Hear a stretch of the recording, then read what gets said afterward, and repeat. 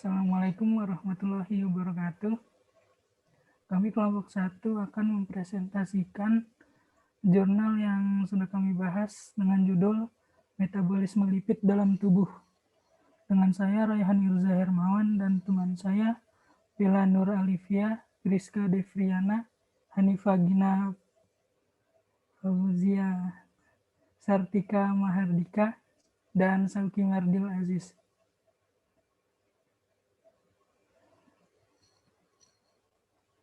Next.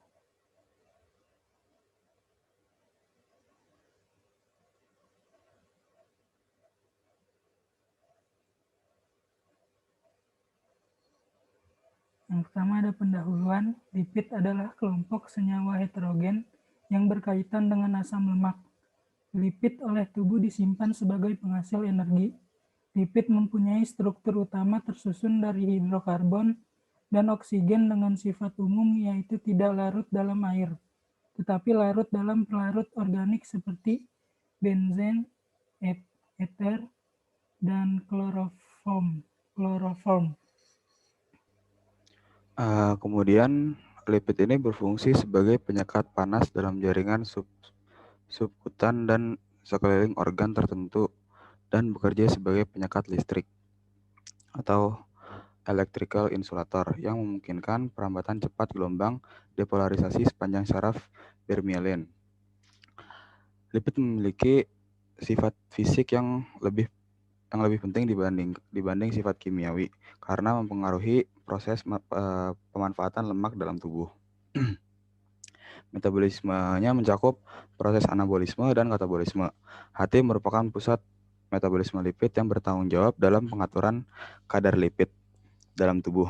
Metabolisme lipid yang akan dibahas di sini meliputi metabolisme trigliserida, kolesterol, dan metabolisme lipoprotein. Selanjutnya yaitu metabolisme trigliserida. Trigliserida yang disimpan dalam jaringan lemak dikatabolisme oleh hormon sensitif lipase yang terdapat dalam jaringan lemak dan mengkatalisis cadangan trigliserida menjadi asam lemak dan gliserol. Kemudian asam lemak dan gliserol ditransport ke jaringan aktif di mana keduanya dioksidasi dan menghasilkan energi. Gliserol sewaktu memasuki jaringan aktif segera diubah menjadi gliserol 3-fosfat yang memasuki jalur glikolitik untuk pemecah glukosa untuk menghasilkan energi. Sedangkan asam lemak sebelumnya melalui proses beta oksidasi menghasilkan asal CoA yang masuk ke siklus Krebs dan menghasilkan energi.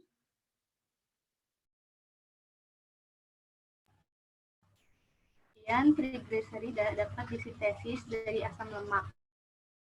Asam lemak diaktifkan menjadi asil CoA oleh enzim asil CoA sintetase dengan memakai ATP dan CoA. Dua molekul asil CoA bergabung dengan gliserol 3-fosfat untuk membentuk 1,2 diasil gliserol fosfat atau fosfadidat yang terjadi melalui dua tingkatan, yaitu lisofosfatidat yang dikatalis oleh gliserol 3-fosfat asil transferase dan kemudian oleh satu asil gliserol 3-fosfat asil transferase. Fosfatidat dikonversi oleh fosfatidat fosfahidrolase menjadi 1,2 diasil gliserol. Dalam mukosa usus, jalan monoasil gliserol ada di mana monoasil gliserol dikonversi menjadi 1,2 diasilgliserol. Kemudian asil CoA berikut diesterifikasi dengan diasilgliserol membentuk triasilgliserol yang dikatalis oleh diasilgliserol asil transferase. Bila karbohidrat yang memasuki tubuh melebihi yang dipakai sebagai energi atau disimpan dalam bentuk glikogen, maka kelebihan karbohidrat tersebut diubah menjadi trigliserida dan disimpan dalam jaringan adiposa.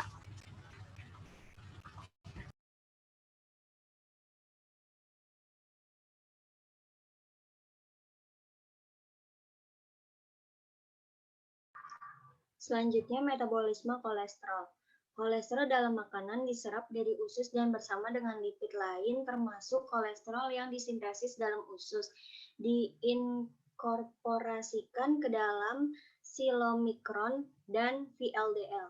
Setelah silomikron melepaskan trigliserida dalam jaringan adiposa, sisa kilomikron akan membawa kolesterol ke hati. Sebagian kolesterol hati diekspresikan dalam empedu dalam bentuk bebas maupun sebagai asam empedu.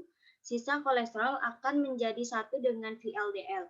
VLDL yang dibentuk di hati mengangkut kolesterol ke dalam plasma. Pada manusia, kolesterol total plasma adalah sekitar 200 mg per dl. FLDL yang mengandung kolesterol di metabolisme menjadi IDL dan LDL. LDL kemudian masuk ke dalam sel jaringan ekstrahepatik dengan cara endositosis. Molekul LDL berikatan dengan reseptor pada membran sel dan interaksi ini memicu endositosis LDL. Vesikel yang mengandung LDL bergabung dalam lisosom dan enzim lisosom menghidrolisis ester-ester kolesterol yang terdapat pada inti LDL.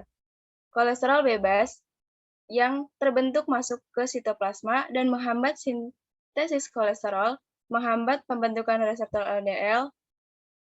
Sebagian dirubah menjadi ester kolesterol dalam alat Golgi dan berdifusi dalam membran sel.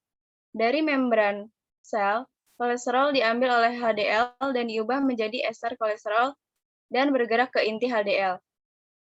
Meninggalkan permukaan lipoprotein bebas untuk menerima lebih siregar, makmur metabolisme lipid dalam 64 banyak kolesterol. Kenaikan kolesterol intrasel menghambat sintesis kolesterol dalam sel dan mengurangi suplai reseptor HDL yang baru hingga intake sel dikurangi.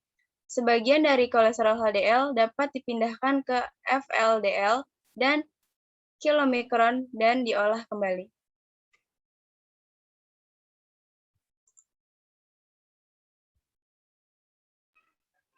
Selanjutnya, metabolisme lipoprotein. Kebanyakan lemak yang kita makan berupa triserida dan lemak ini diserap oleh dinding usus. Setelah dicerna di dalamnya oleh enzim lipase, kemudian lemak tersebut diangkut oleh kilomikron ke jaringan adiposa dan otot untuk disimpan dan digunakan sebagai sumber energi. Trigliserida dalam kilomikron oleh enzim lipoprotein lipase dengan aktivator apoCCL dipecah oleh asam lemak bebas dan gliserol yang kemudian dapat menembus membran sel jaringan adiposa dan otot dan akan diresistensi kembali. Setelah LDL ditangkap oleh reseptor, LDL akan diinternalisasikan melalui endositosis dan diangkut ke dalam lisosom, di mana ia akan dipecah menjadi kolesterol, asam amino, dan komponen lain. Akumulasi LDL dalam plasma dalam waktu yang lebih lama akan menyebabkan LDL dapat ditangkap oleh makrofag melalui oksidasi LDL atau modifikasi secara kimia lain. Penangkapan oleh makrofag menyebabkan terjadinya aterosklerosis.